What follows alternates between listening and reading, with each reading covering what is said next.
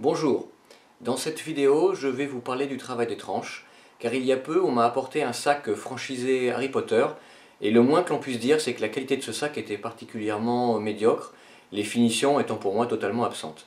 Il y a deux critères à mon sens qu'il faut prendre en compte si on veut juger assez rapidement de la qualité d'un objet. Ces deux critères sont la qualité d'assemblage, qui correspond en général à la qualité de la couture, et deuxième critère, la qualité de finition des tranches. Et sur ce sac, ces deux critères étaient particulièrement mauvais. Vous verrez également dans cette vidéo l'utilisation d'un outil dont on parle assez peu. Cet outil s'appelle une bissonnette, c'est un outil apparenté à la famille des abacars.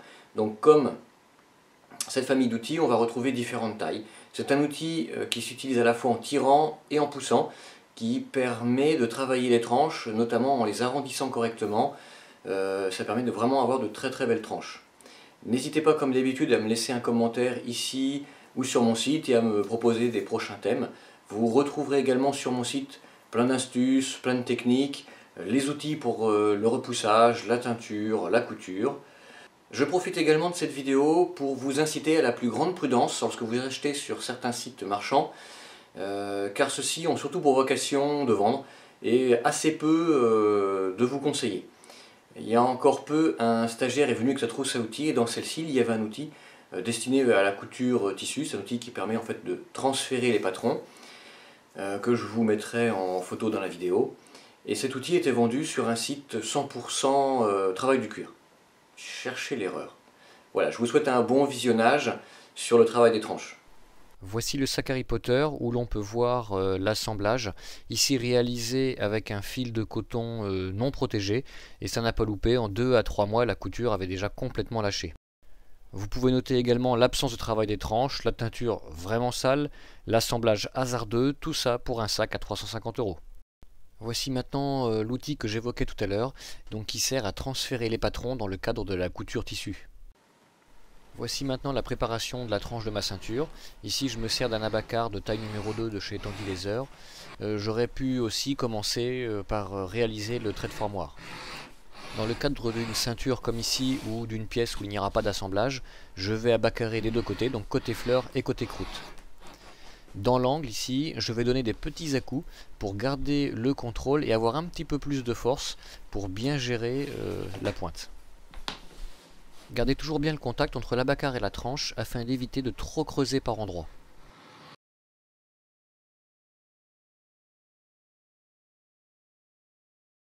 Je passe maintenant à la croûte où j'utilise ici un abacar de taille numéro 3. Alors comme c'est pour le confort, je préfère arrondir un petit peu plus les angles.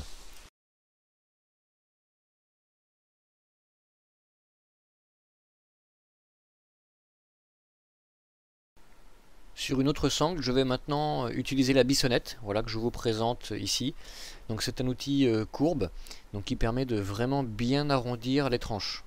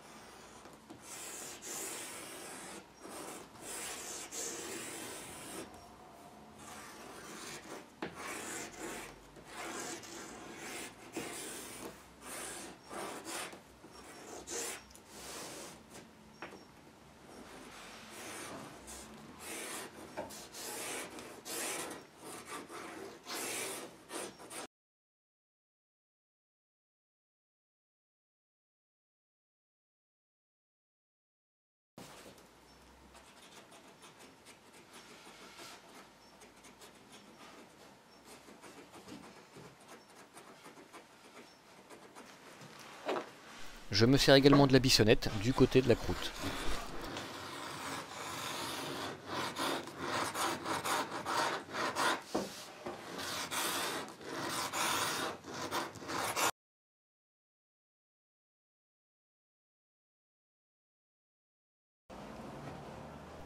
Petit rappel, n'hésitez pas, dès que vous abacarez ou passez le formoir sur des sangles, à vous caler contre une règle en aluminium pour éviter de les déformer.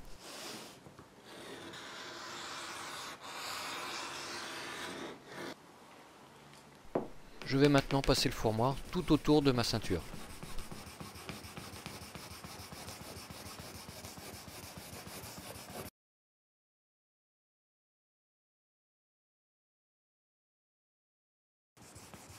Au niveau de la pointe de la sangle, je vais utiliser ici l'angle du fourmoir et ensuite la lissette pour accentuer le trait décoratif.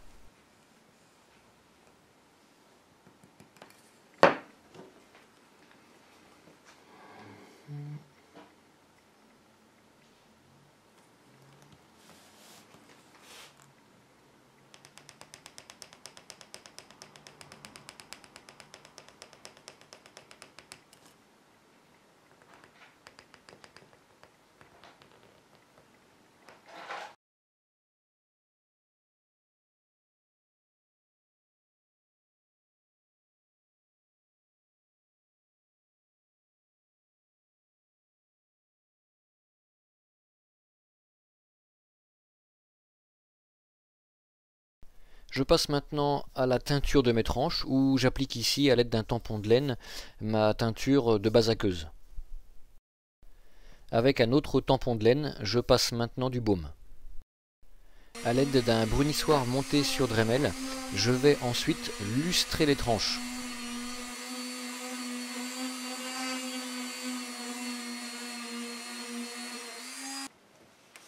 Si vous n'avez pas de brunissoir, vous pouvez également utiliser un chiffon en lin qui vous donnera un résultat tout à fait équivalent.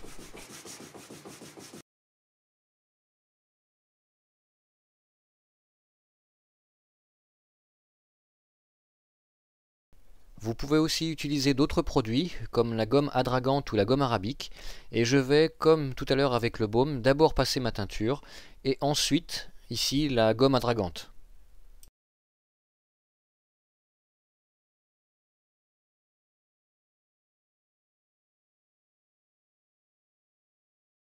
Et comme précédemment, je vais lustrer les tranches. Donc ici avec le chiffon en lin, mais j'aurais pu également le faire avec le brunissoir. Il ne reste plus qu'à essuyer l'excédent de gomme adragante ou de baume. Voici maintenant les trois sangles, la première à gauche brute, la seconde au milieu à bas carré, et la troisième avec le formoir et le lustrage des tranches. Voici un rappel des outils utilisés lors de la vidéo. N'hésitez pas à liker et à vous abonner à la chaîne pour être tenu au courant des nouvelles vidéos.